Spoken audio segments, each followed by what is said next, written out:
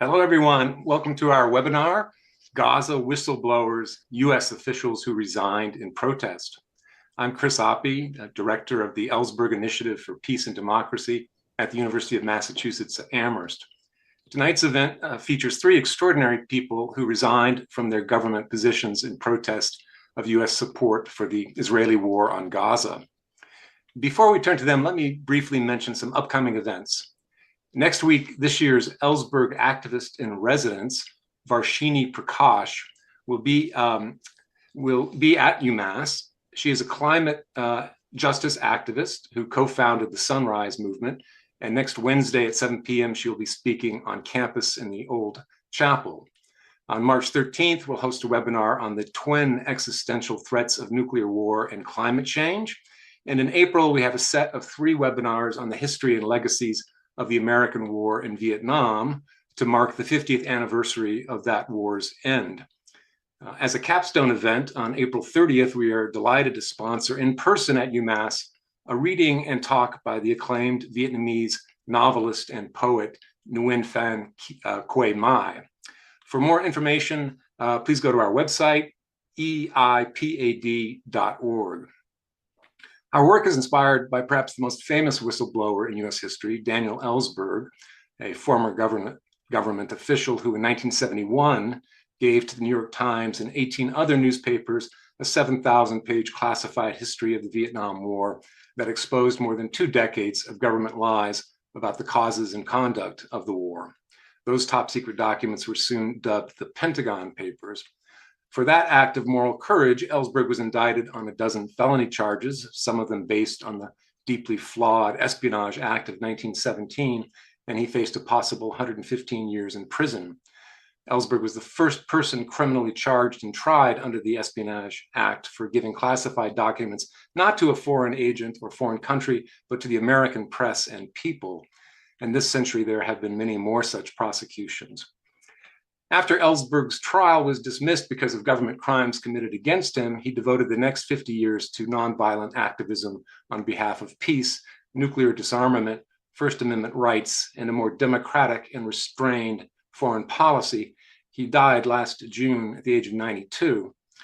If Ellsberg were still alive, I'm quite sure he would have reached out to our panelist to express his gratitude and to offer his support, as he did with dozens of whistleblowers over the years.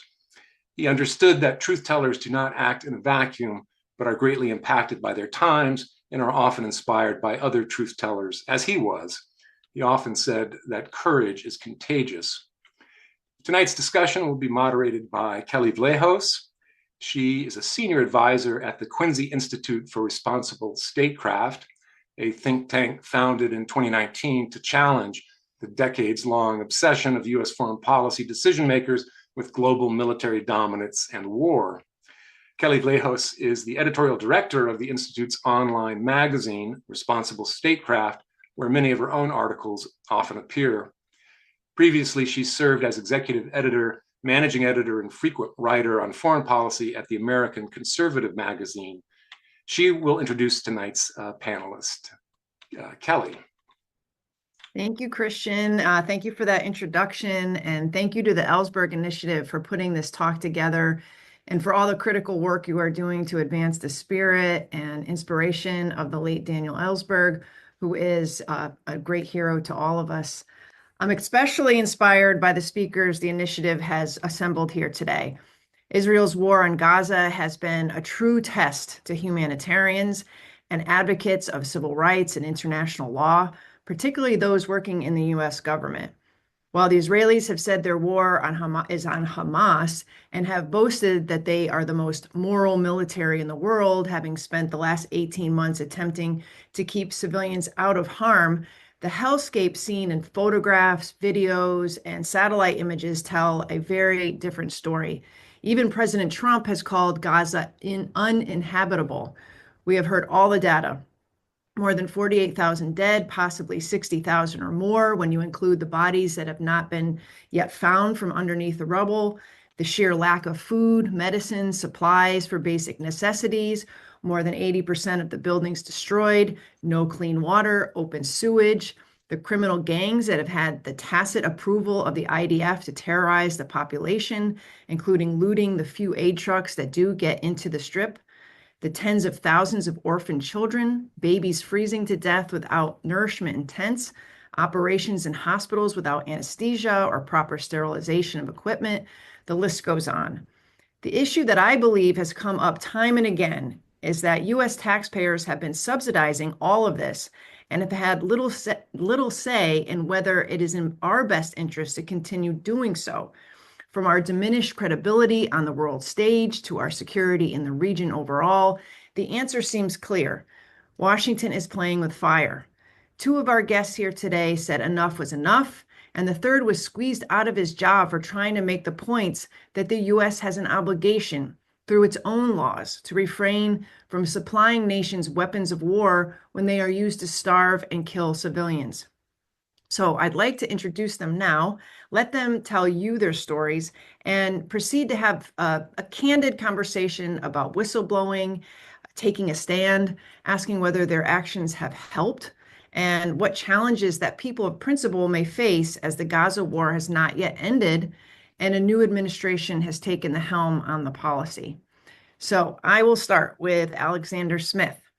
Smith, who is both a lawyer and public health expert, had worked for USAID for 4 years. He had been selected to speak at the agency's Global Gender Equality Conference, and his paper, Intersectional Gender Lens in Gaza, Ethnicity, Religion, Geography, Legal Status, and Maternal Child Health Outcomes, was pre-accepted for the small USAID conference. He was scheduled to present on May 22nd of last year. USAID took issue with the slides in his presentation. A slide regarding Israel and its adherence to international law raised hackles, leading to the loss of his position. He was told to resign or face dismissal. Smith was a contractor advising on gender and maternal public health on behalf of the Highbury Defense Group, and we're looking forward to hearing his story tonight. Harrison Mann is a 13-year veteran of the U.S. Army who in June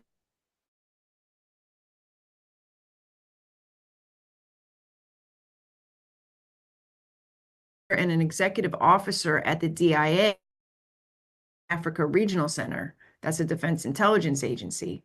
Prior to his posting at the DIA, Mann worked at the U.S. Embassy in Tunis and in its Office for Security Cooperation and led an Army Civil Affairs team combating regional smuggling under U.S. Naval Forces Central Command in Bahrain. He began his Army career as an infantry officer and is now a military affairs fellow at Dawn and a senior fellow at Win Without War. And Annelle Sheline. In May 2024, Annelle resigned her position at the State Department, where she served for a year as a foreign affairs officer in the Office of Near Eastern Affairs in the Department of State's Bureau of Democracy, Human Rights, and Labor. There, she worked on promoting human rights in the Middle East and North Africa. She resigned, stating at the time that, quote, "I believe strongly in the mission and in the important work of that office. However, as a representative of the government that is directly enabling what the International Court of Justice has said could plausibly be a genocide in Gaza, such work has become almost impossible. Unable to serve an administration that enables such atrocities, I've decided to resign from my position at the Department of State. Today, Annelle works full-time with me at the Quincy Institute as a Middle East fellow. She is also a non-resident fellow and also a non-resident she is a non-resident fellow at the Arab Center in Washington and a visiting scholar at Georgetown University. So, I mean, I am in awe of my three panelists here, and I'm looking forward to hearing each of your stories and to get to know you a little bit better, and also kind of tease out what you're thinking about the current situation in Gaza, the current administration's policies, and some thoughts on whistleblowing and taking a stand in general. And I just want to mention to the audience here, if you have a question for one of our panelists or all of our panelists, please put it down in the Q&A, and we will be sure to try to get to as many as possible in the hour and a half that we have. So let me start with Alexander. Can you tell us, I know I did the broad, brush of your experience, but can you tell us a little bit about what happened to you and, basically just walk us through what you were doing for the government through the Highbury contractor and what you think really triggered your dismissal and how did that all play out? Yeah, great questions, and thank you for doing a lot of the heavy lifting with the explaining the set of circumstances. So yeah, as you said, I had been a contractor with USAID for 4 years. Contractors are indistinguishable from direct hires. We all sort of mix together and have USAID.gov email addresses, or had, I should say, past tense. The work that I was doing was on gender and social inclusion and maternal and child health and nutrition and infectious disease. And in that position, I would go to developing countries where we had programs, and I would review the effectiveness of the programs. I went to Zambia and Nepal earlier in 2024, and was really good at what I do. Had found gaps in our programs and new ways to get TB drugs to pregnant women in Zambia, for example, and found better ways to make our programs efficient in Nepal. And generally speaking, I'm a very big fan of what USAID does around the world. I also volunteered on the COVID-19 vaccine distribution team, getting 500 million doses of COVID-19 vaccines out to the world, and also worked on polio, and volunteered on the Ukraine Rapid Response Team, the team that was set up to rebuild Ukraine's health systems that had been damaged or destroyed during the war with Russia. And for those reasons, I had a good sense of what USAID could do and was supposed to do in times of emergencies and crises. And I found that USAID was not doing those same things for Gaza. We were sending food aid, which could get across the border, but we were not talking about rebuilding their health system. We didn't have the rapid response team set up. If we had, I would have volunteered for it again. And I kept asking leadership why we weren't doing that. I never got an answer.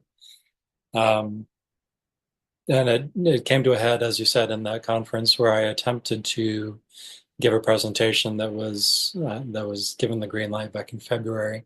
In May, I was going to present to a conference on gender and program efficiency. What I wanted to do with that presentation was to talk about maternal and child health and the impacts of starvation, of displacement, what we know from other conflicts that have happened before. In case anybody wasn't aware at USAID, I wanted very much for USAID leadership to take note that we know what happens to people, especially to maternal and child health in conflict. You see deaths from bleeding, infection, hypertension, the three main causes of maternal death skyrocket.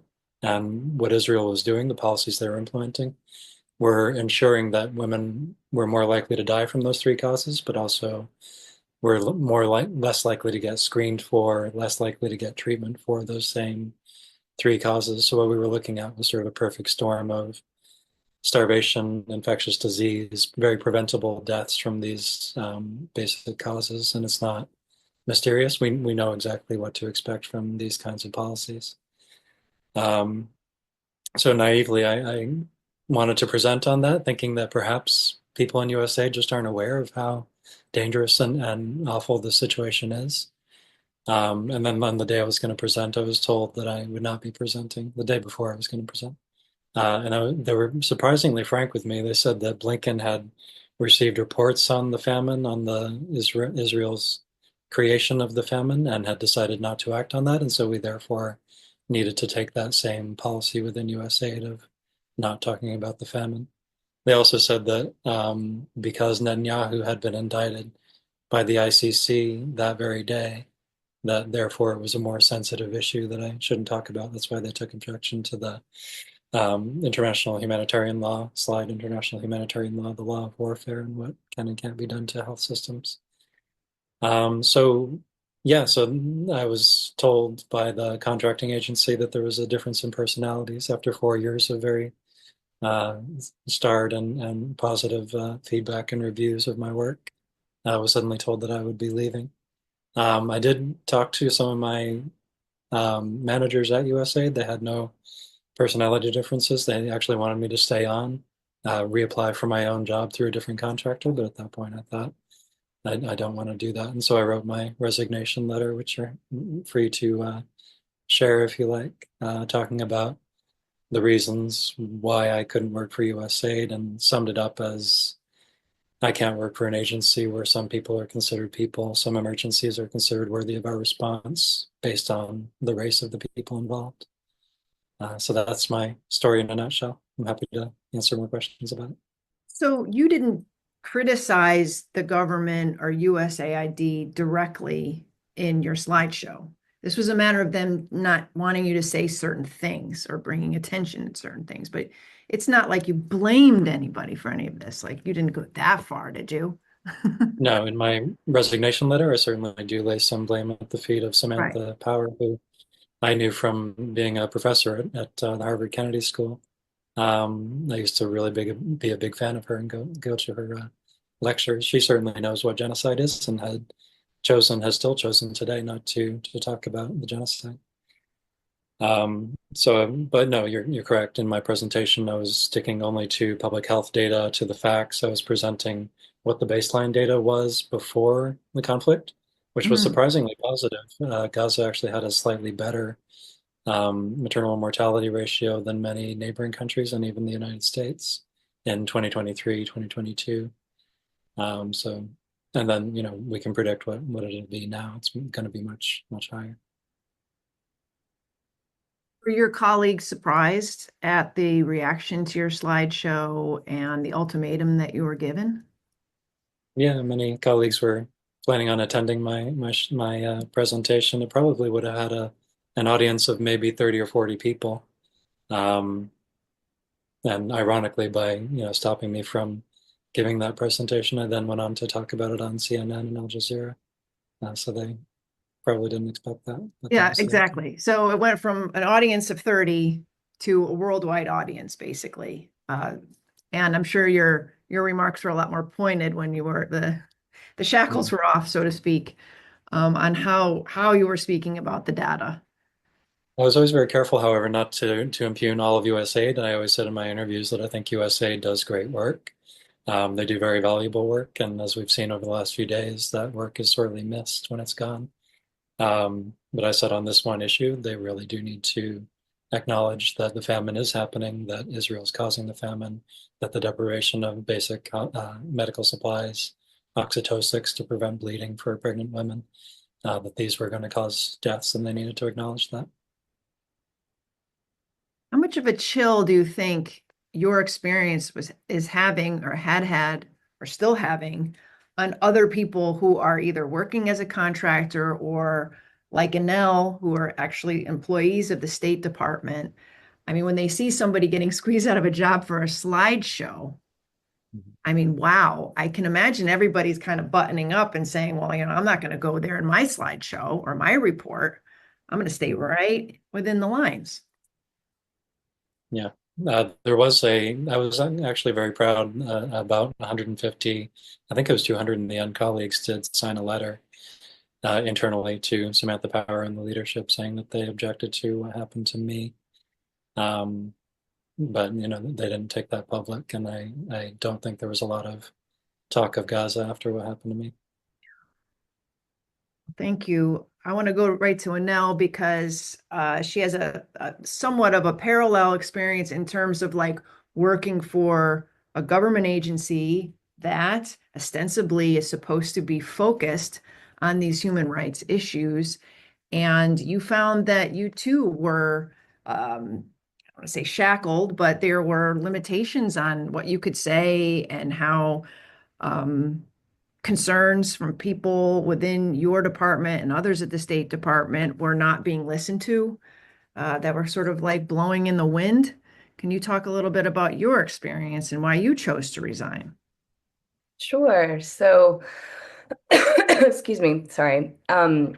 I I would the work that I was trying to do in advocating for human rights, as I wrote in my the op-ed I published at the time I resigned, had become really impossible because even though I wasn't directly covering Israel-Palestine, trying to advocate for human rights anywhere else in the Middle East, it- like what credibility did the United States have to do so? And to be clear, the United States already didn't have a lot of credibility as an advocate for human rights, but in particular, there were groups and individuals who had worked with the US government in the past, thinking in particular efforts to strengthen judicial independence, for example, that's under attack in places like Tunisia, or trying to protect journalists in Morocco or Egypt. And so we meet with individuals that we had, the office had a relationship with, and we would want to talk to them about what they were facing, their own rights being abused, how we could support them, and they'd want to talk about Gaza.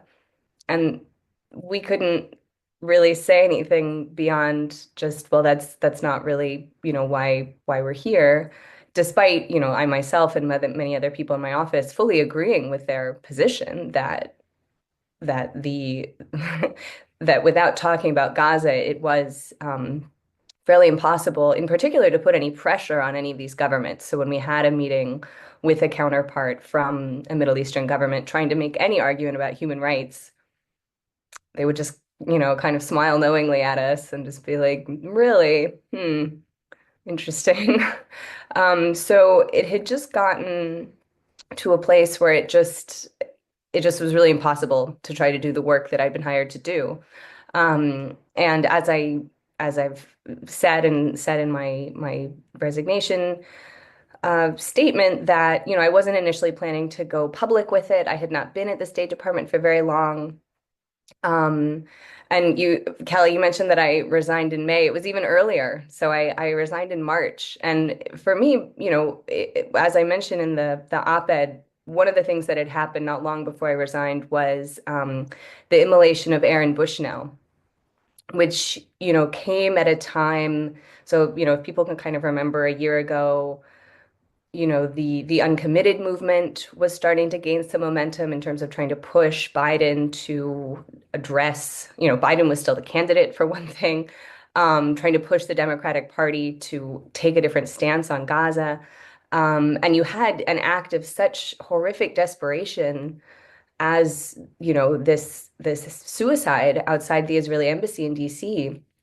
And I think, so it was his act of great sacrifice and courage, as well as just being in touch with other folks inside the State Department who were really horrified by what's happening, because I had planned to resign privately. I had let it be known internally that I was going to resign privately over Gaza, but I wasn't going to go public. And colleagues said, "Please go public, just try." And then it did end up, I think, getting more attention, in part just because, there was this sense at that time of just like, what is the United States government doing here? And no one seems to be speaking out about it. So that for me, one thing that was particularly meaningful was the fact that after that, I was able to connect with Alex and Harrison and the other resignees, and it has been extremely meaningful to have them as a community, although things do look different now, sort of under this new administration. One of the things that just struck me while you were talking was you were, and Alex and Harrison as well, you weren't working for a government that was at war in Gaza. You weren't working for the government that was holding the gun and doing all of these things and dropping the bombs. You were working for a government that was funding, that had a longstanding special relationship with Israel. We give them $4 billion a year to build up their military industrial complex.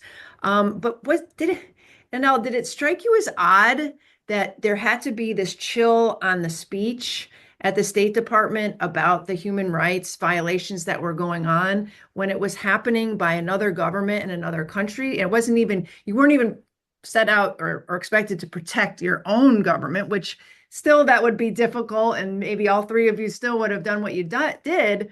But did it strike you as odd that there was this sort of unspoken edict for another country's behavior? Yes and no. I mean, it is inherently odd, the nature of kind of the U.S.-Israel relationship. And as someone who has studied the Middle East for a long time, it's one of the questions I would get most often from people in the Middle East of just what explains why the U.S. continues to provide, and this was long before October 7th. Um, and and so seeing, for example, even things like my office at the State Department, which had been involved in trying, for example, to support human rights NGOs in Israel. There have been extremely important work done by Israeli NGOs documenting human, abuses of Palestinians. But even something like that, which is central to what DRL does, supporting, these various NGOs across the region and across the whole world. But the fact that even that was seen as too politically nuclear to support a human rights NGO in Israel, or that it would get blowback on the Hill, or it got some media attention, such that it was walked back.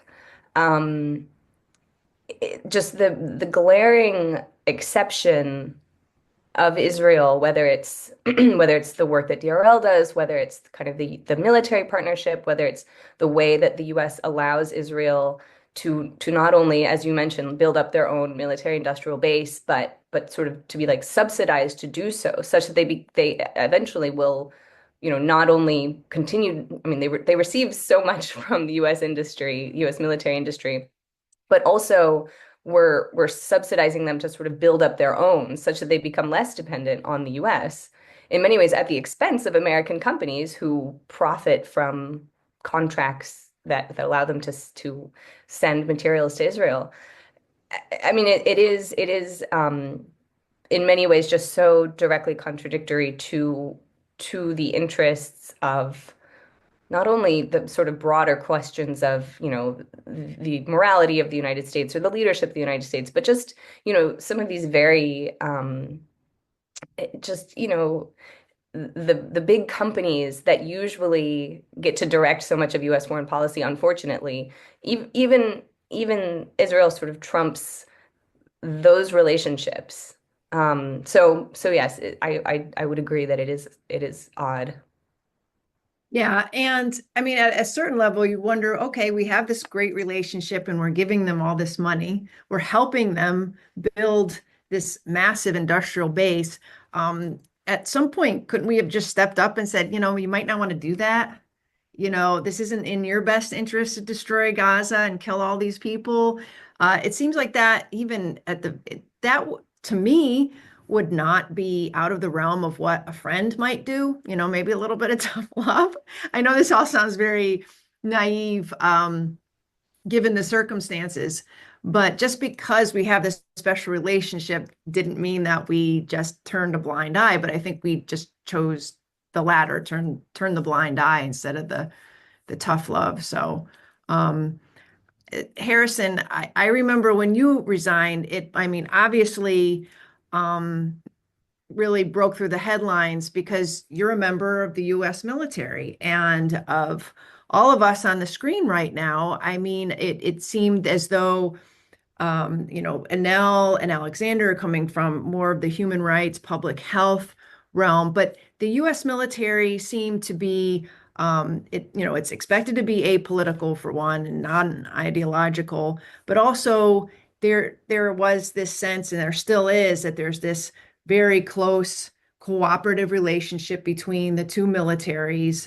And you had military voices like retired General Milley, who was out there actually defending Israeli forces and their killing of civilians, and basically saying, well, the US did it too in World War II, and kind of pursuing this line that the IDF is the most moral military in the world.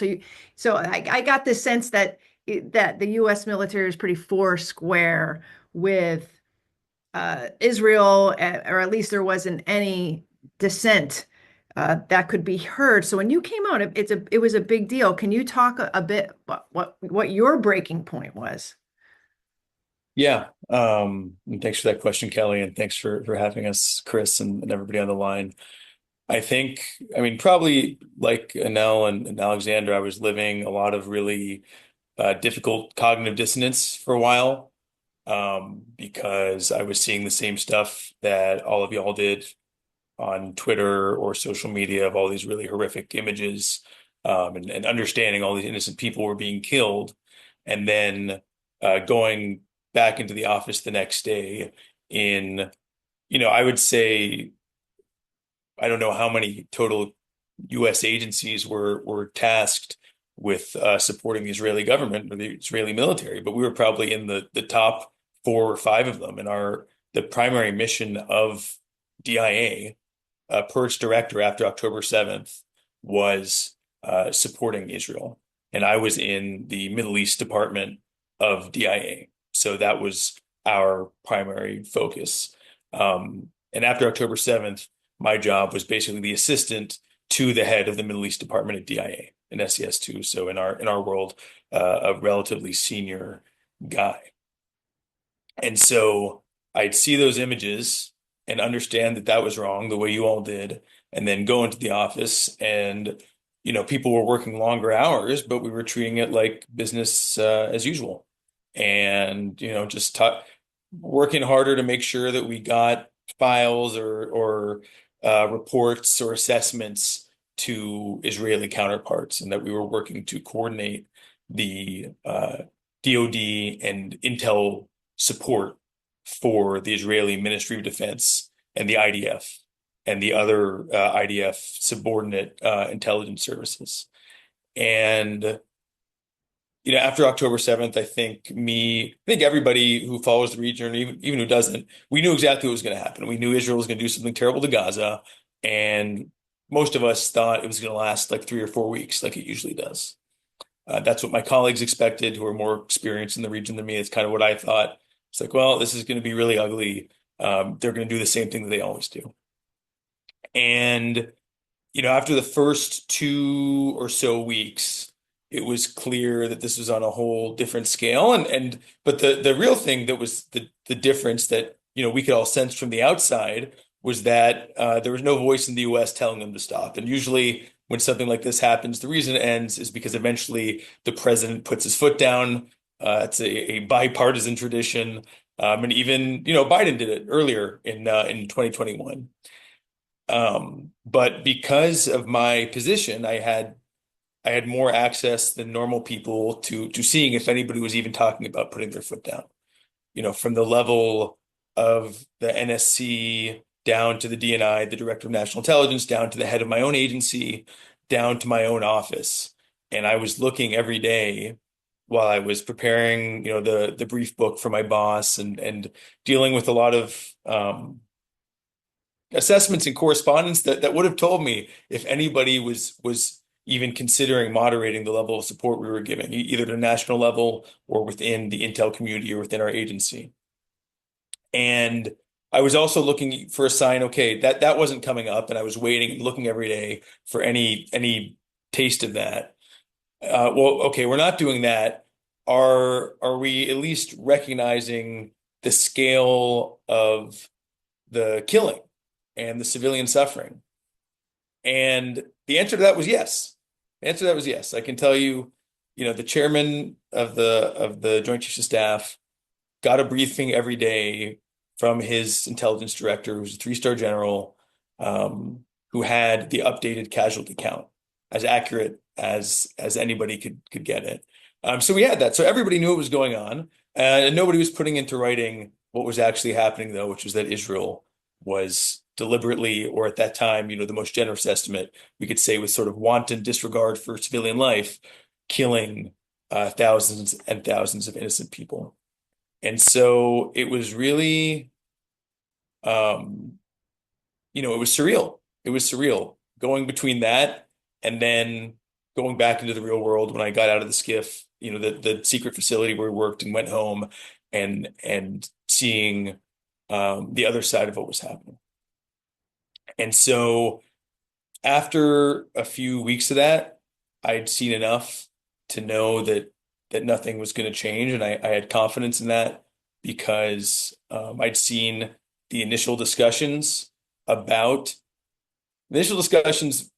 many echelons above me, about concerns that we might be facilitating war crimes by sharing intel with Israeli counterparts.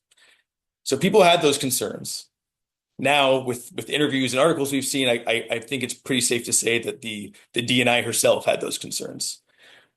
And the resolution to those was guidance that basically, if your Israeli counterpart tells you they're not going to use it for gross violations of human rights, they're not. Case closed. And that we'll take their assurance. And that's the same standard that for a long time we held for arms transfers and for other parts of the relationship. So when I saw that, I knew that things were not going to improve, at least not in the short run. And I knew, I already knew what I was contributing to. I was just hoping it was going to end and that I wouldn't have to do anything about it, to be honest. But I kind of gave up on that. And so, not to join Annelle in correcting dates here, I did get out of the Army in June, but it takes 6 months to do it if you're moving at breakneck speed. That's the beauty of military bureaucracy. And so I put in my paperwork in November. I didn't tell anybody the real reason I was leaving, because I was afraid, and I was afraid of both professional repercussions, but mostly social repercussions, I guess, and being a pariah and being cast out by the people I worked with who I really liked and respected otherwise. And I waited and waited to see if there was going to be a good reason for me to retract my resignation paperwork. And of course, it never came. And we got one horrific event after another that showed us that no matter what happened, we weren't going to change course on this policy. And as I was finally getting out, it didn't really occur to me to tell anybody about it or to be public like I was. And I want to touch on something Annelle said about Aaron Bushnell. That happened, I think, on a weekend.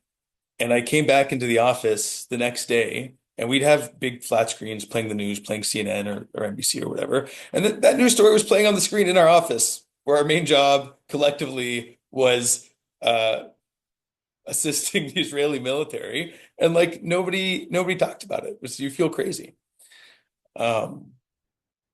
So, a succession of events happened, including the start of student protests in the spring, the Rafah red line that was broken, the report from the State Department, the NSM-20 that basically said, yeah, Israel might be doing war crimes, but we're not going to stop sending them weapons. That I felt like if I had any tools left at my disposal, I needed to use them, because that's how hopeless the situation was. And so that led me to speak out. I have to ask you, and maybe this is more of a clarification. Is the U.S. military helping Israel target on the ground in Gaza? And is that common knowledge? I would say barely. So we, our various intelligence services were tried to help them identify tunnels and underground facilities, and tried to help them identify where hostages were and where senior Hamas leadership was. By the way, that was under the theory that if we helped them find the hostages and helped them kill Sinwar and all the senior leaders, that would bring the war to an end. Yeah. So on that strategic level, yes, kind of. I don't think any of that help was super useful. And when the Israelis bombed things in Gaza, they did it generally without needing our help. I'm asking you this because it does seem to be a big mystery of how much integration there has been between U.S. military and Israel since October 7th. Can you shed any more I light? would say we should not call that a mystery. So the just to indicate how little of a mystery that is, I think by this last summer we sent the CENTCOM commander, which that's the general in charge of all of our forces in the Middle East, to sit in Israel at their Pentagon equivalent or at one of their operations centers to help them plan the retaliation strikes on Iran.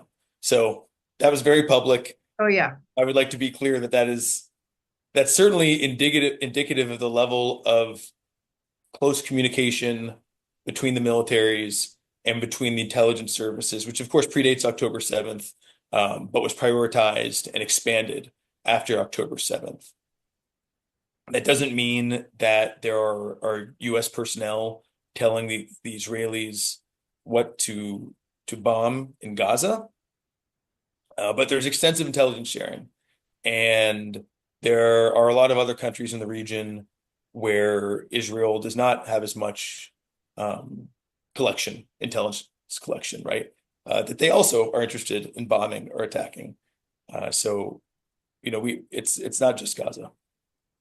I know at the beginning that we were told that a number of, I don't know if they were special forces or some sort of personnel were actually headed to Israel to help find the hostages, and then everybody stopped talking about it. So I never got a sense of how many U.S. troops or special forces or what have you were actually on the ground there. But do we have personnel on the ground there? So there was never anybody in Gaza, and the best I can tell, and this is through friends who are journalists, is that there were maybe some Navy SEALs who went to Israel to support in headquarters and lied and said that they were in Gaza.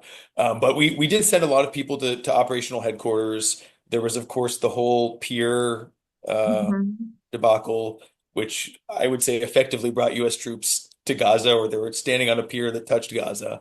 And then, of course, we have still 100+ air defense soldiers who are in southern Israel, manning a strategic air defense battery.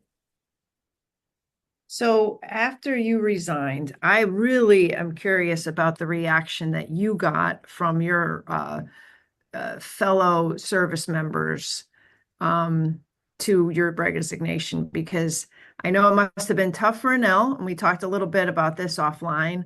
But that space, the State Department, where you had a lot of people who were really, struggling, because many of them had come from maybe a human rights background, regional analysts, like, civil rights, international law, but they're maybe a little tougher caliber of folk in the U.S. military. Were they like, what are you doing? This is our job. What's your problem? Like, what kind of reaction did you get? Yeah, so to start with that, I want to go back to what I was saying about feeling this cognitive dissonance of like, oh my gosh, this tragedy is happening and no one's talking about it. And I kind of thought maybe that's because everybody was okay with it. I didn't really know. I was afraid to ask. And once, I published my resignation letter, or I sent it around the office first, and then about a month later, I put it public. And a lot of people got back to me with really supportive responses. And a lot of these were civilians. I worked in an agency that was mostly civilians, but it wasn't only civilians. And I felt a little embarrassed that I hadn't trusted some of these people before, because I thought they were good people, or good despite the job we were doing. To me, they were people I trusted. I had other Army officers, folks I hadn't seen in years, reach out. I think it was there's a little bit of self-selection there. The haters probably didn't for the most part bother to get in touch with me. But I can tell you there's people I know from the intel world and from uniformed armed services who were quite supportive. And hearing it from people I knew from the Army meant a lot. I mean, meant more. No offense to my DIA friends, but that was something I was super scared about. And like one of one of the reasons I stayed quiet at work is I was really afraid of what especially some of the colonels and other senior folks who I respect and looked up to would do. Wow. Well, I have a ton more questions, but I'm also trying to be mindful of the time and any Q&A that comes in. Annelle, you mentioned that you have gotten together with your fellow resignees. Is that how you term it? It's like resignees, right? Which sounds really awesome because you're creating a support for each other, but you can actually focus some of this positive energy. Can you talk a little bit about that group and kind of where you are now in terms of the evolution from, hi, I just resigned and I'm fresh off this and a Biden administration to, where you go from here and how you're harnessing some of that energy together. Yeah, so it's like I said, things do feel a little different now, and happy to get into that as well in terms of, USAID doesn't exist anymore and people are losing their jobs right and left. And so while it has been really great to have the support of Harrison and Alex and others in the group, I do think things feel somewhat different now, and I do expect that there will be more whistleblowers and people calling out ways that this administration is breaking the law, just as the Biden administration was. But it won't be only about U.S. policy towards Gaza. It's a whole range of things. There had been, I just wanted to address a question that had come up about the notion of the odd relationship with Israel. My understanding of to explain the nature of the relationship is the strength of the Israel lobby, is the power of and this is something that Kelley, our colleague Eli, has written about and will be writing more about, is sort of the shift within the American Jewish community, to which the Israel lobby used to be more closely tied. And then in the aftermath of Citizens United and the ability of very wealthy individuals and actors to influence politics so much more, that we've seen an Israel lobby that is no longer really tied to sort of the grassroots of the American Jewish community, many of whom were strong advocates of civil rights, many of whom have expressed discomfort, especially young people, discomfort with what Israel is doing, has been doing, but that the Israel lobby no longer is so beholden to that broader community and instead really tied to the interests of people like very wealthy donors like Miriam Adelson, for example, or just other extremely wealthy individuals who have such a grip not only on U.S.-Israel policy, but things like the military-industrial complex, or just so many other aspects of what drives our city here of Washington, D.C. So just to get to that answer, I do think that domestic politics and lobbying is really one of the core explanations for the nature of the U.S. of what we were terming this sort of odd U.S.-Israel relationship.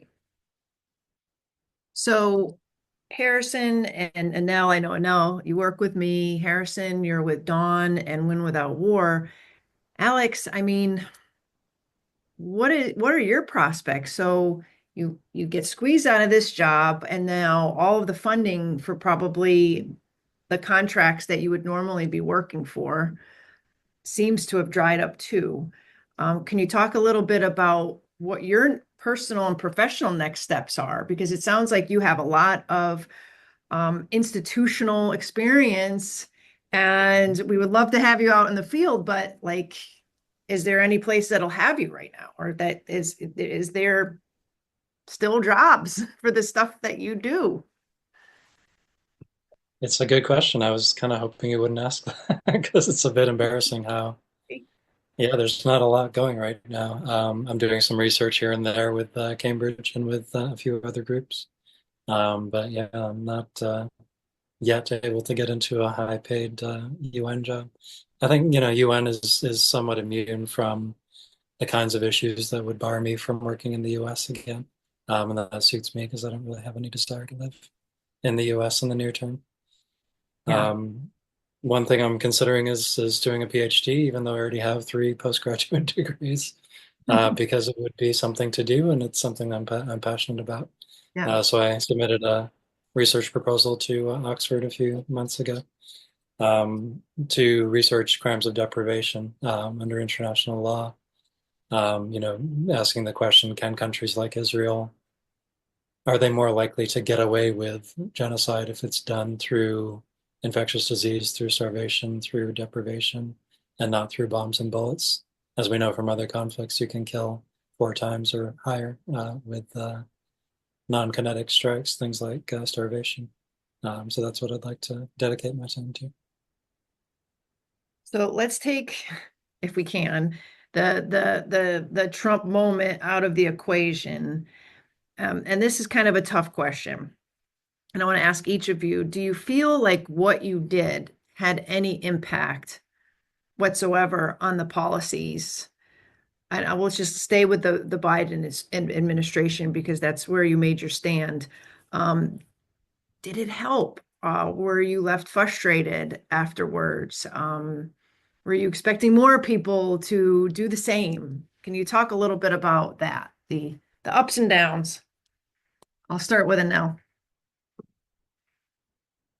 I mean, it had zero impact on the policy. I have heard from people, people similar to kind of what Harrison was talking about of, hearing from people who I respected or people who I hadn't heard from in years who reached out to say thank you. Certainly there was some online hatred, but really less than I was expecting. I really thought that I was going to have to deal with like a deluge of, online harassment. And instead, I really had a lot of people express their appreciation. So, I mean, I have had people tell me it made a difference to the extent that people in the region, even people in Gaza, knowing that someone at the State Department had resigned. I mean, our colleague, our friend, Josh Paul was the first person to resign publicly, and he did so within weeks of October 7th. And, I just commend his courage for doing that at a moment when I think, public opinion in the United States was really so much against that. Whereas by the time I resigned, I think there was, again, this sense of just desperation of what were we doing here? That was kind of manifested by Aaron Bushnell. So I don't think it had any impact on the policy.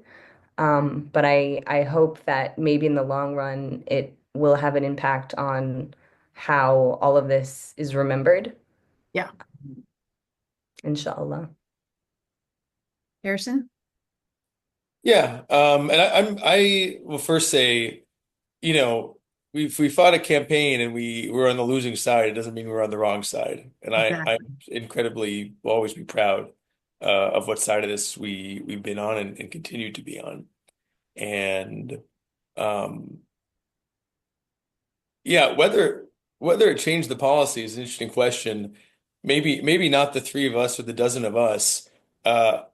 For better or worse, it's undeniable that the large movement of Americans who opposed what we're doing in Gaza, which we played our tiny role in, did change the policy.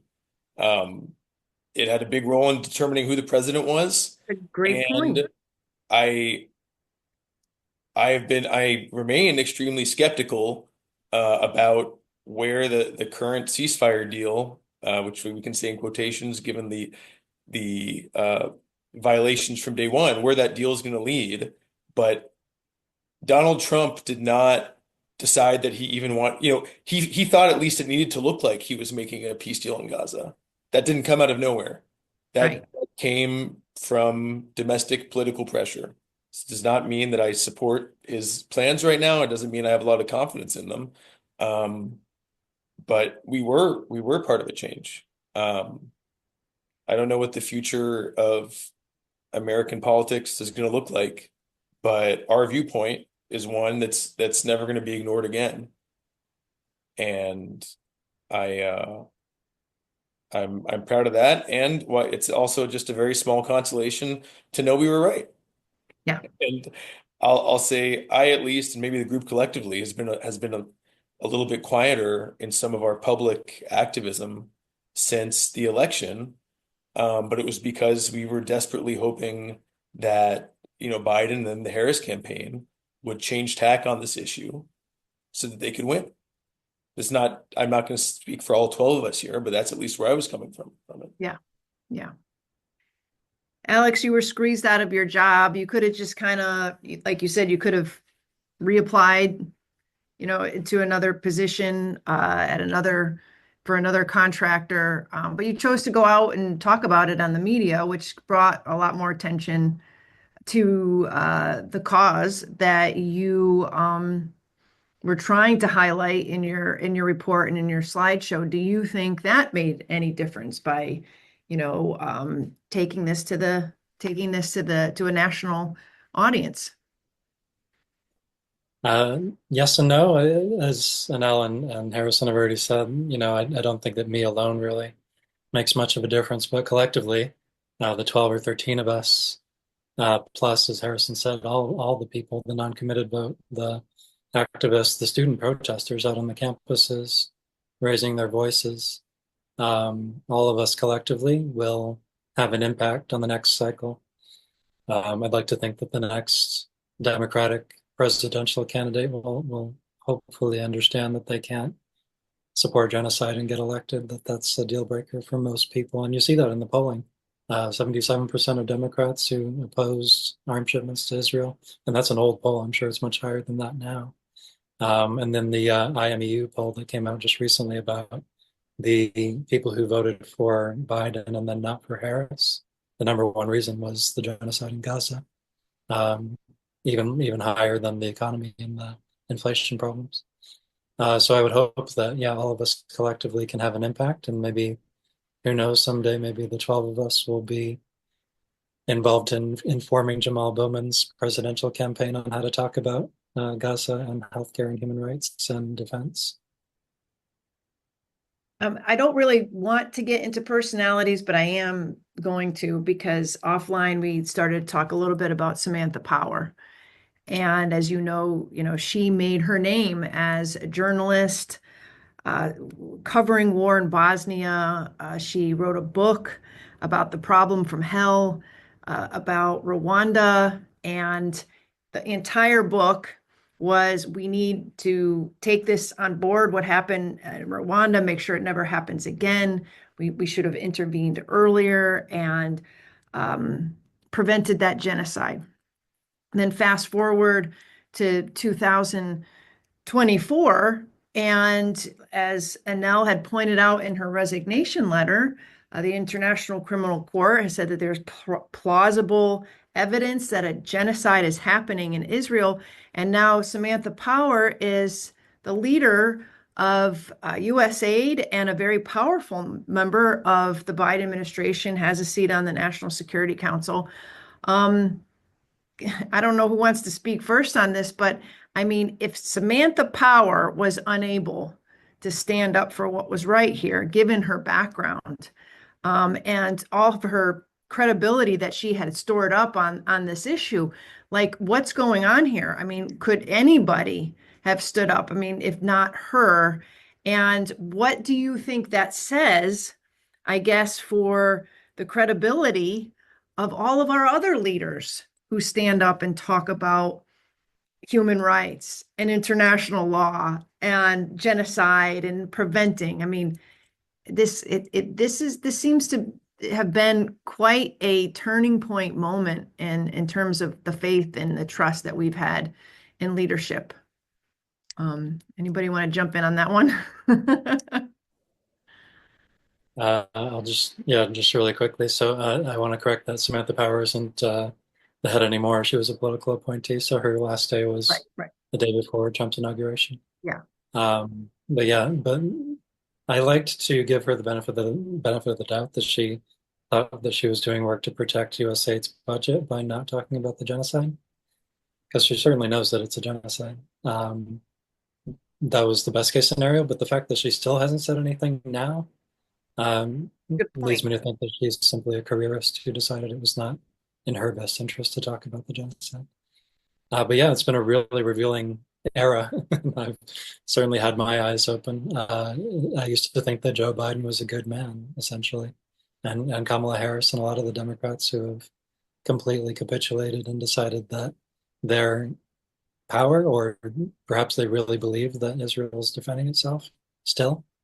But I think most of them just understand that going against Israel is not in their personal interest and have decided to take the coward's path.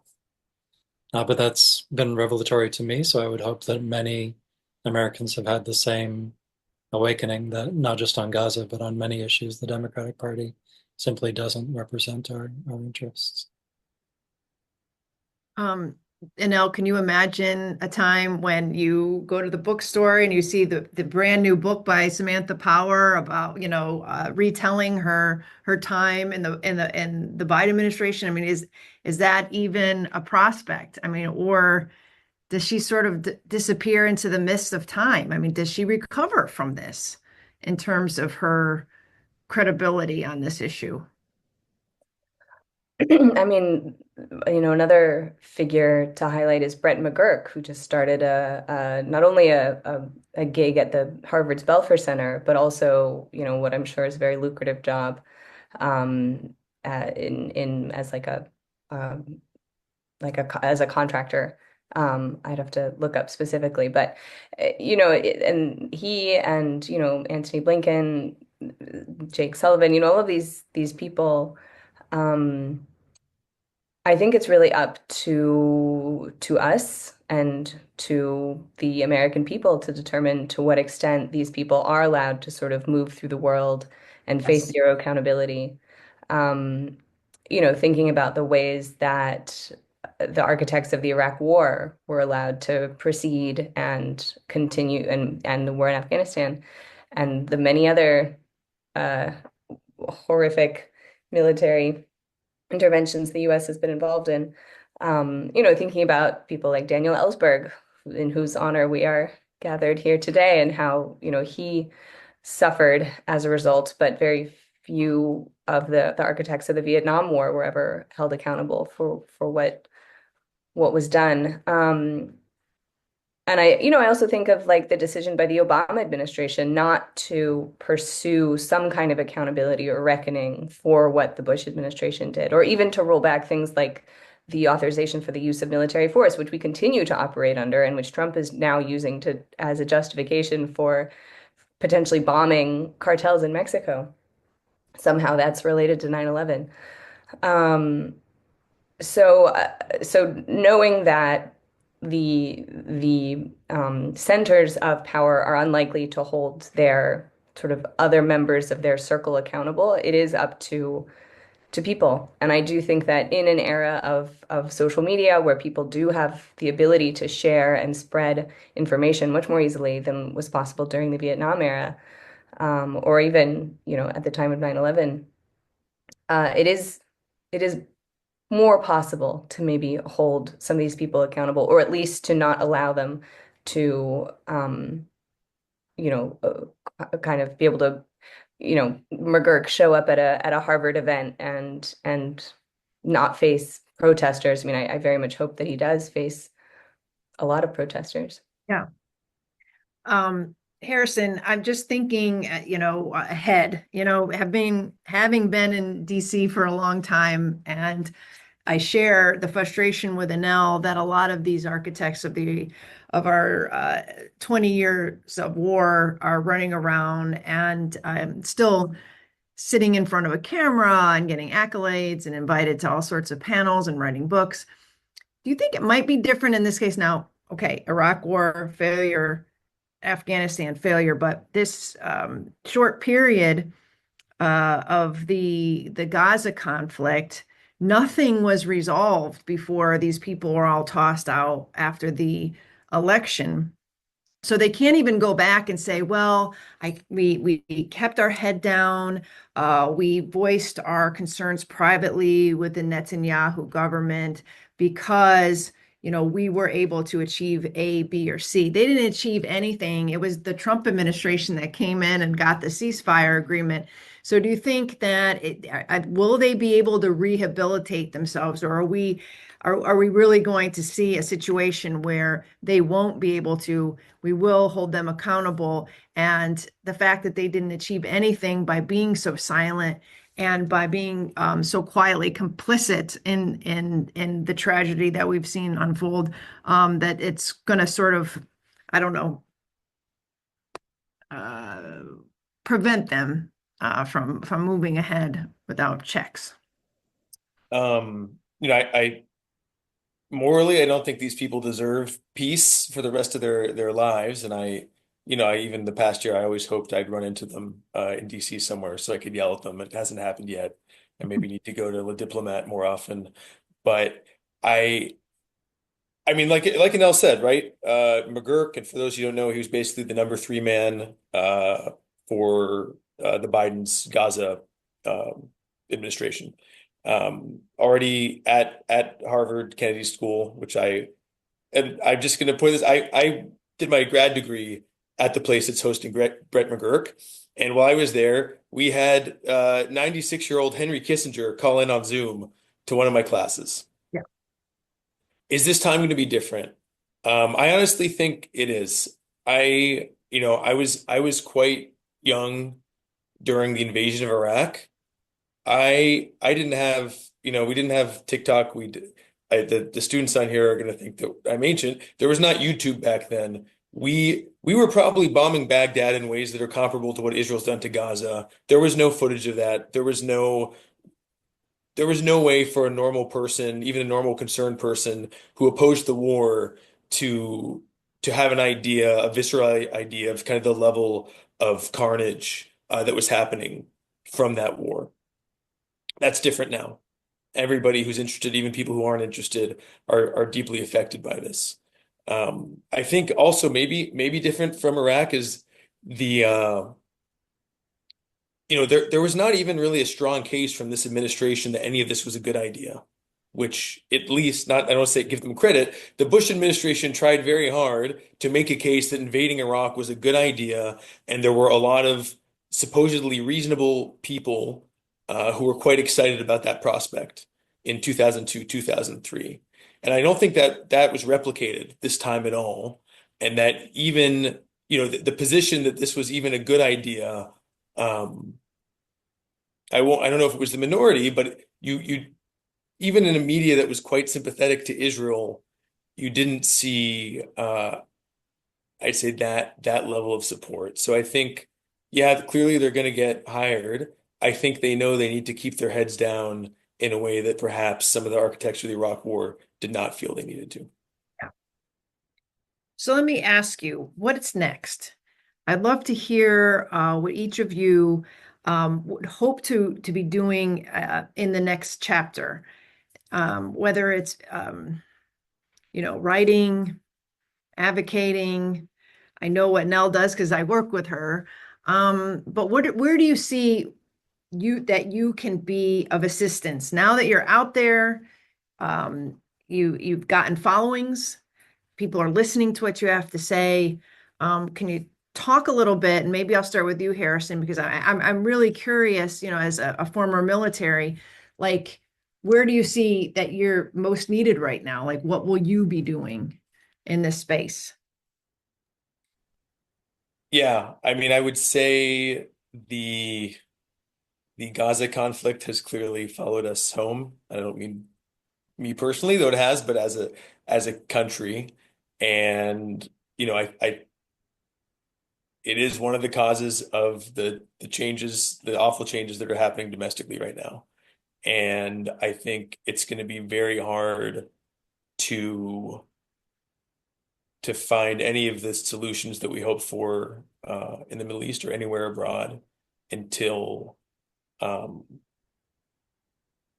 we come to some kind of resolution. I don't know what it's going to be, but of the dismantling of the government that's happening right now. And Are you? so I think Annelle and Alexander and everybody else who resigned shares this with me, is that we felt like we needed something was wrong, and we needed to use the limited tools at our disposal to do something, even if it was just talking about it, which was all we felt we could do. Um, I'm still looking for what that solution is for the series of crises that we're in now.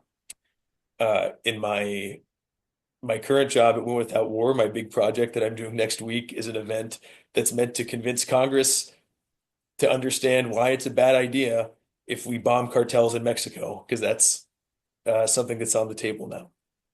And I feel even that is the least of our worries. So I think, there's the people who are on this call are probably people of conscience and people who care deeply what happens around the world and what the United States does around the world. And I don't think we should stop caring about that. And as Annelle mentioned earlier, I'm still very mad about Brett McGurk, and I will do what I can to hold these people accountable. I'm not losing sight of that amidst everything else that's happening. But I think, I personally am going to have to look closer to home and about what I can do in my community if the other levers of power that are meant to protect me are not working. Alex, I mean, we have a president who declared a few weeks ago that he wants to clear out Gaza, rebuild Gaza. Palestinians may be able to come back or not, given what day he's talking about it. Some people believe he was just pressuring the Arab nations in the neighborhood to rebuild it themselves, and he's basically threatening them. But okay, let's just say that he helps Israel initiate the ethnic cleansing of Gaza as a policy.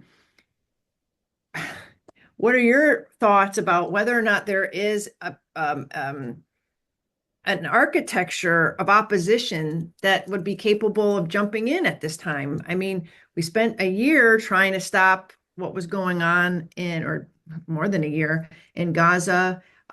People had to quit. You were squeezed out of your job. Now everybody's out of a job who are working in this realm. Do we have what it takes to put pressure on the Trump administration to not engage in a disastrous policy of that kind? I mean, wow, did he just wipe out all the people that could be, properly opposing such policies? Yeah, and to be clear, the policy that he's proposing, it's been really disappointing to see it described in the media as like a bold plan, or, describing Trump's plan to get all of the people out of Gaza. These are crimes in international law. Right. When I was in law school, I took courses in IHL and then briefly worked at the ICC. So forcible transfer is a crime under the Fourth Geneva Convention and also the ICC statute. I have a slightly more optimistic point of view, and it's probably because of my geography. I'm not in the US, and so I don't think of the US as the alpha and omega, the be all and end all of everything. And we have seen slow moving but positive signs from Europe, in the sense that when the ICJ in July of last year, not the genocide case, but the occupation case, said that Israel's occupation is illegal, that it needs to be dismantled, reparations need to be paid, and that any third country has a duty to not support the occupation in any way. That was a very bold decision from the ICJ, and when it came up at the General Assembly, a surprising number of countries voted for it. Australia, for the first time, that's never recognized Palestinian statehood before, voted for that resolution. Every EU country except for Czechia and Hungary either voted for it or abstained from it, including Germany, which was quite remarkable. They abstained. So we are seeing some steps towards real pressure, not from the US, but from other countries that it could have an impact. I mean, if the EU changes if they end their trade with Israel, that's a third of Israel's economy. So that could actually force an end to not just the genocide in Gaza, but the occupation as well.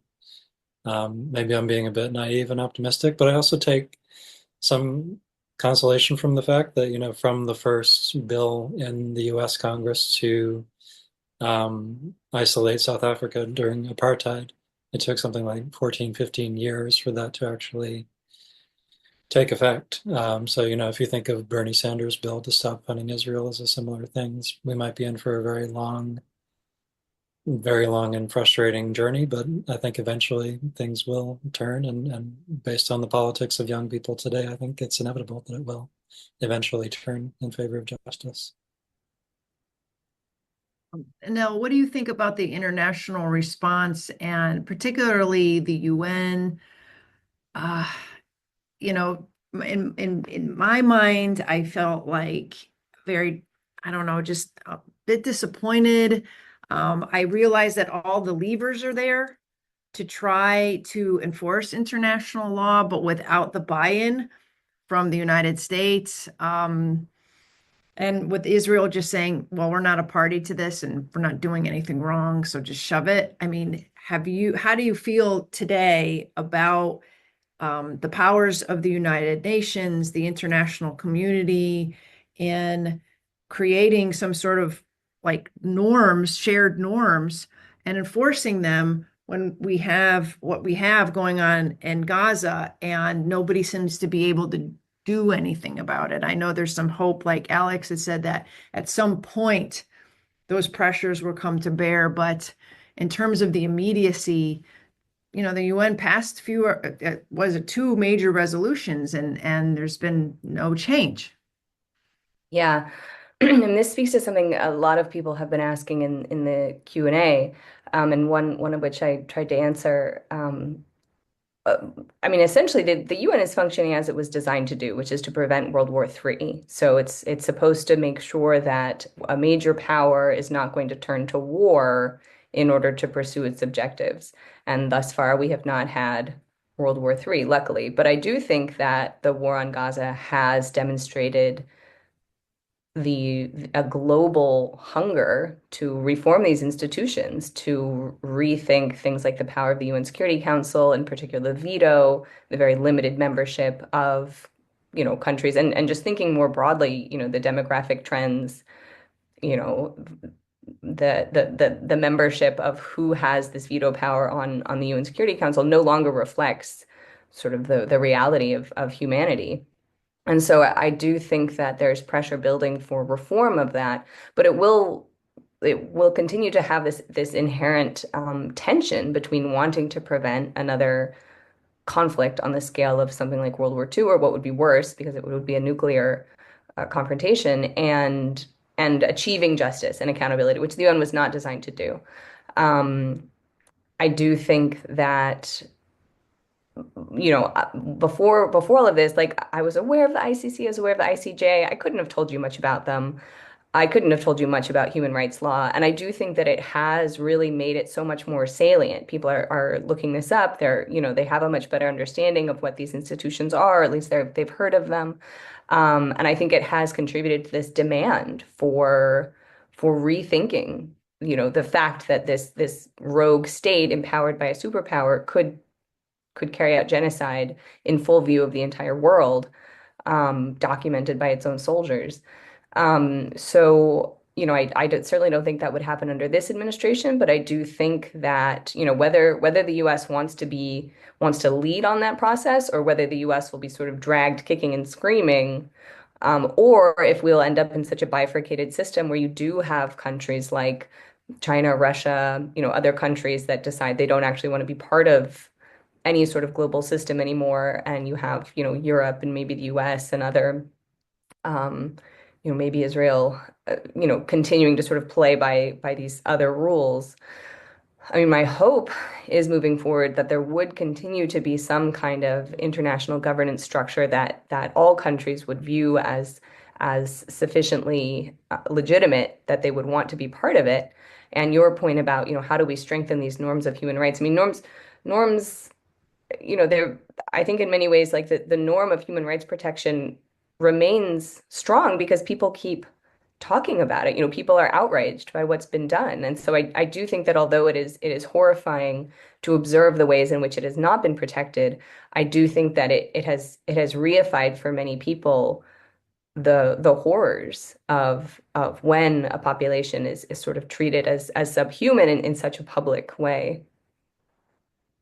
Yeah, I guess the other fear is that other countries or other nations will not feel inhibited of just doing whatever they want because they look at Israel and the United States and others and say, well, there really wasn't any accountability, like the UN couldn't actually enforce these laws, and you could have an era where it's everybody's, it's to each his own, so to speak, and they follow the rules when they want and they break them when it's convenient to them. So it's very difficult, and I think that's where a lot of the disappointment with our government comes in, because we had always held ourselves up to a standard that we were the indispensable nation, the beacon of light, whatever cliche you want to throw in there.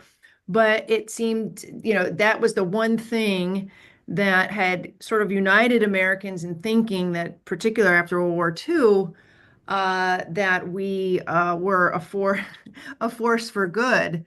And then in creating the United Nations, we're able to sort of like build this community of like-minded countries.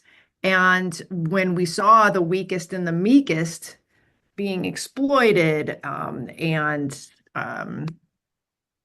civilians succumbing, in times in wars and being victimized, that there would be somebody stand up for them, and that's clearly not happening in this case because of this special relationship and our Well, choosing I would jump in just to say, I mean, the United States has committed atrocities. You think about Vietnam Oh and yeah, absolutely. Laos, We've kept up the Nicaragua. facade though for as long as we possibly could, and I personally think that what's happened in the last 2.5 years is just blown it all through and blown it out of the water for good.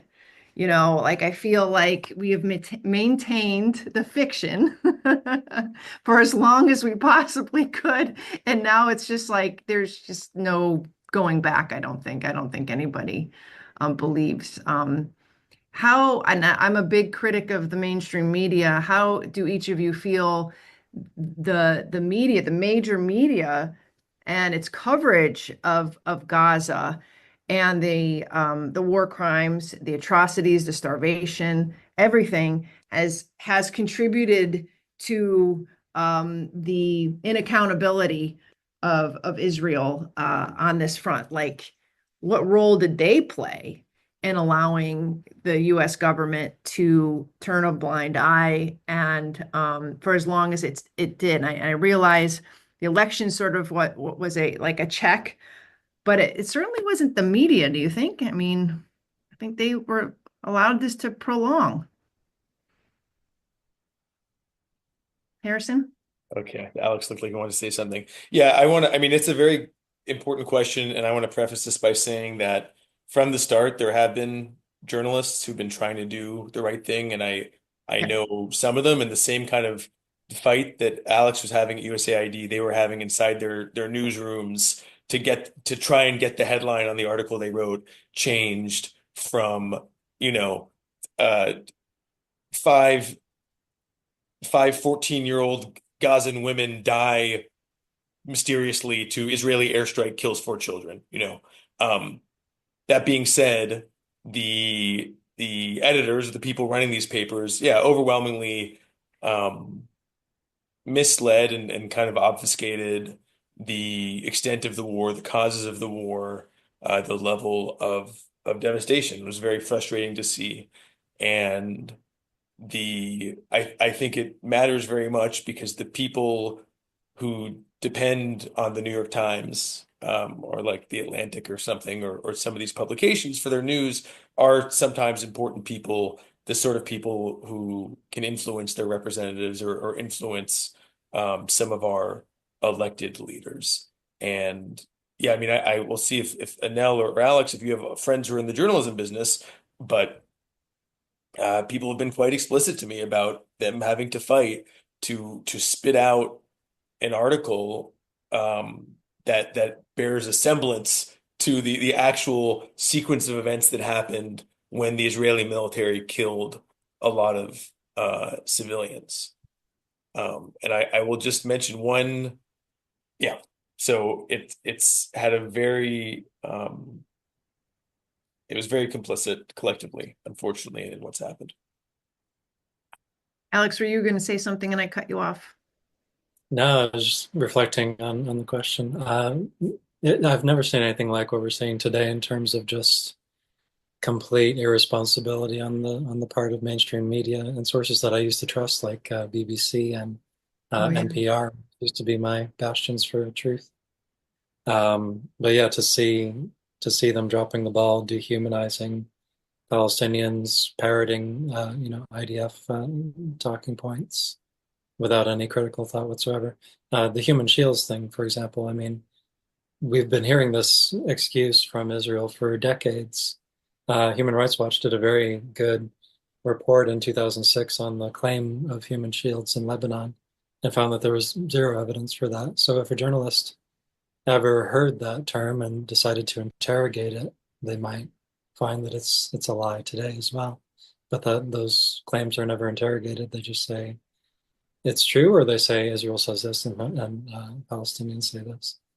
And it was very disappointing to see the many Palestinian journalists who are on the ground reporting on what's happening to them firsthand being ignored. And you would see people say there are no journalists in Gaza. They mean there are no foreign journalists, but there are journalists. But as Harrison said, you can see that battle taking place in some institutions like the New York Times that is famous above all others for dehumanizing headlines where they will say some Palestinians died when they have been, intentionally targeted and killed. And yet the New York Times came out with, I think, the best article I've seen in the last year, which was 65 physicians just talking about going to Gaza and what they saw firsthand. And, how many of them saw children shot in the head, how many of them saw people being starved to death. So yeah, there certainly is a battle going on. I wish there was more bravery within media organizations, but we haven't really seen that en masse.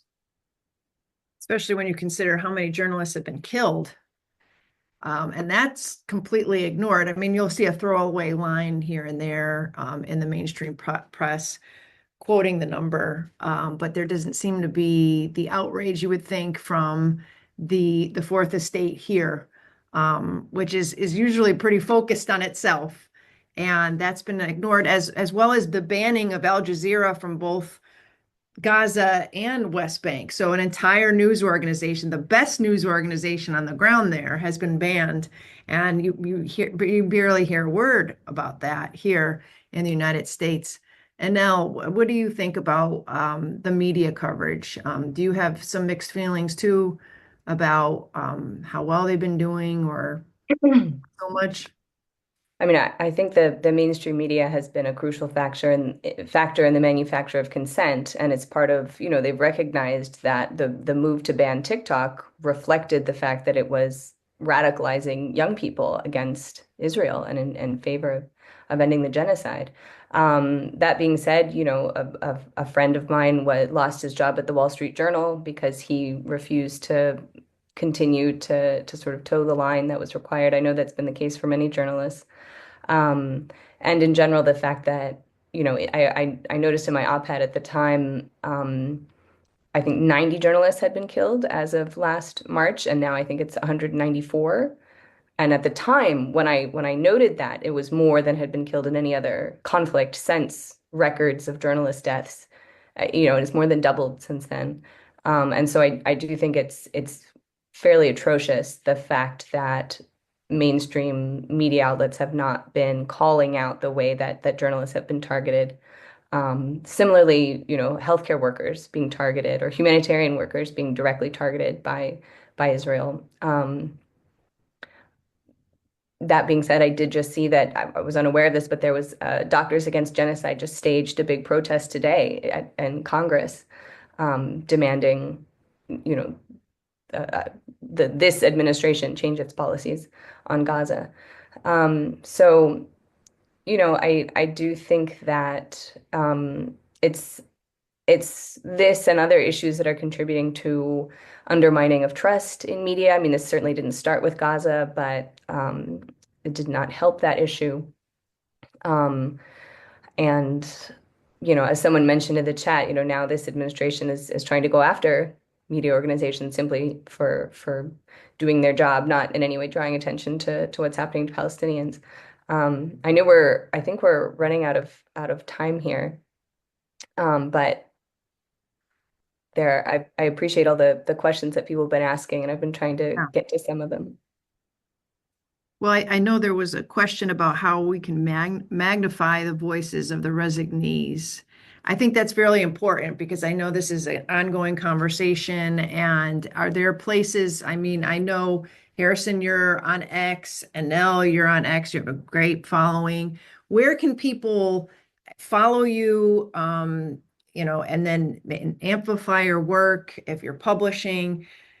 You know when you're going to be on a media hit or whatever. Can you each just maybe a final word on like where we can keep up with you? I'm rapidly looking up what my Twitter handle is for somebody who asked that.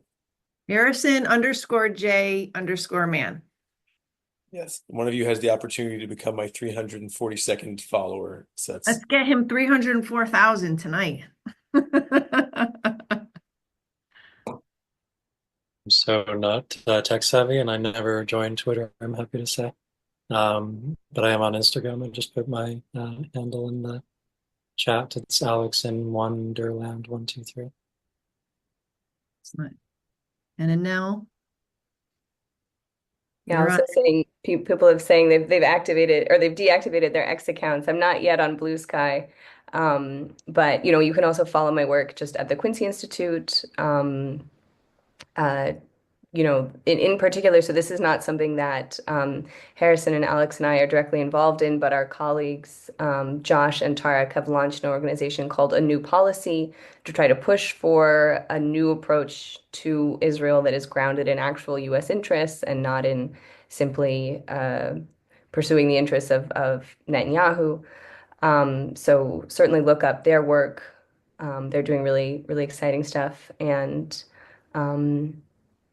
yeah, appreciate the work that all of you are doing, hopefully in your own communities, to talk to people, to talk about these issues. You know, sharing on social media is part of how this issue got so much more attention than it had initially. So, you know, your social media shares might feel small, but they do have an impact. You know, I feel bad because I saw a couple questions that I hadn't seen before. And one of them there's a couple that kind of get to the same theme. And maybe if I can be indulged and just have one extra minute here, like on a lightning round. But how do you know when to stay and fight and when it's time to resign? That's a great question. Like some people are like, well, why didn't you just stay and try to change things from within? I want to ask Annelle that question. I know you've thought about it. Someone asked this about the dissent cables, you know, so I co-authored a dissent cable. I signed 2 others. There's not a lot of transparency. So if I'd been aware of more, I would have been happy to sign all the cables. But I mean, Blinken himself acknowledged that he's received dozens of cables about Gaza, which is, to my knowledge, more than about any other issue in such a short time frame. So there are certainly channels for internal dissent, at least at state. But, you know, having been involved in those efforts after about 6 months, it was just clear that nothing was changing. So, you know, I think personally, it seemed that the only way to try to effectuate any kind of change was to renounce the policy publicly. Harrison? Yeah, I'm glad you brought up that question because I saw it in the chat and I think about that a lot too. I mean, I think you have to be honest with yourself. Are you implementing the policy that you disagree with or not? And if you might be in a position where you're genuinely putting sand in the gears or pushing against it. But you know, other friends or colleagues I confronted always kind of gave this answer. It's like, well, if I leave, somebody worse is going to be in my job. And I was like, but you're in your job right now and you're still doing the Israel support. So I think when you've made a good faith effort, or if a good faith effort is even possible. I kind of did less than Alex. I was totally hopeless that I could even do anything. And if you're waiting for that moment to come where somebody tells you to stop, somebody else tells you to stop, it's not going to happen. Yeah, that's a good point. And I like the analogy with the sand in the gears. So if you're not able and you're not putting sand in the gears, like what are you doing then? But enabling whatever's happening. Well, I guess I'll leave it on that, and I'll leave it at a note from the anonymous attendee who said that Daniel Ellsberg partly caused the end of the Vietnam War. All three of you have played a role in the eventual end of the Israel-Hamas war. Thank you. And I thank you very much for all of your candid responses tonight and for being who you are. And I hope to see your faces again at some point and to work with all of you. I know I work with Annelle and I see her lovely face every day. So, but hey, too. Yeah.